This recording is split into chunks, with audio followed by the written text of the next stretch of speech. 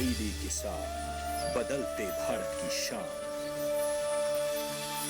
देशव्यापी रोजगार मेले के तीसरे चरण में प्रधानमंत्री नरेंद्र मोदी की अध्यक्षता में 45 स्थानों पर 71,000 युवाओं को सरकारी विभागों व संगठनों में नौकरी के लिए नियुक्ति पत्र प्रदान किए गए। देश में रोजगार सृजन की प्राथमिकता के संदर्भ में ये रोजगार मेले युवाओं के लिए कितने लाभकारी रहेंगे, इस विषय पर हमारे संवाददाता ओपी यादव ने बात की केंद्रीय मंत्री राव इंद्रजीत सिंह से।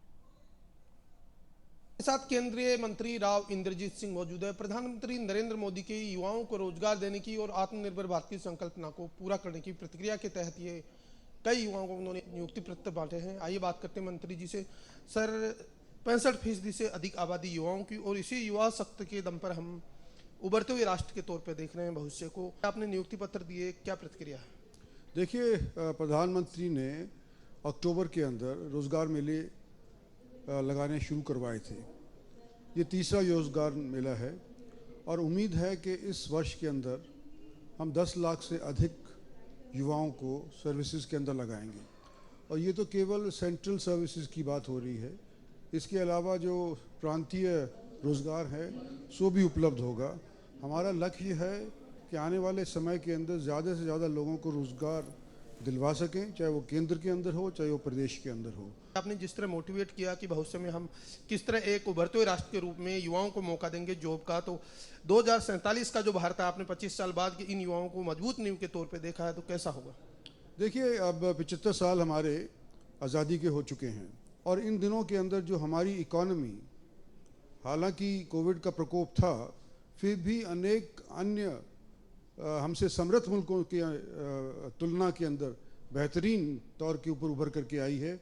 और आज भी जो डेवलपिंग नेशंस हैं या बड़ी इकॉनमी वाले नेशंस हैं, उनके अंदर प्रथम तौर के ऊपर हमारी जीडीपी और इकॉनमी बढ़ने लग रही है। तो ये एक संकेत देता है कि आने वाले 25 साल के अंदर जब हम अपना 100 साल पूरा करेंगे, उस टाइम शायद भारत विश्व का एक आर्थिक तौर के ऊपर स्तंभ बन करके उभर करके आए और अपनी पुरानी जो हैसियत थी, हमारी पुरानी जो परंपराएं थी, उसको दोबारा से विश्व के अंदर फैलाने के अंदर वो कामयाब हो।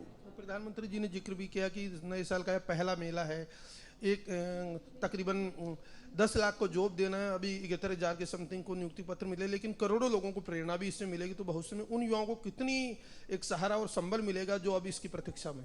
देखो, हमारा मुल्क उस तौर पे सौभाग्यशाली है कि प्रधानमंत्री जैसे हमारे को प्राइम मिनिस्टर मिले हैं और जिस तरह से तरक्की पिछले 8-10 सालों के अंदर हमारे देश ने करी है, अनेक डिफ़िकल्टीज़ के बावजूद, अनेक हमारे दुश्मन देश जो हैं उनकी दखलंदाजी के बावजूद, मैं समझता हूं कि आने वाले समय के अंदर इनके नेतृत्व के अंदर युवाओं को प्रेरित करते हुए इस देश को आगे ले जाने के अंदर हमको सब जवानों का साथ मिलेगा।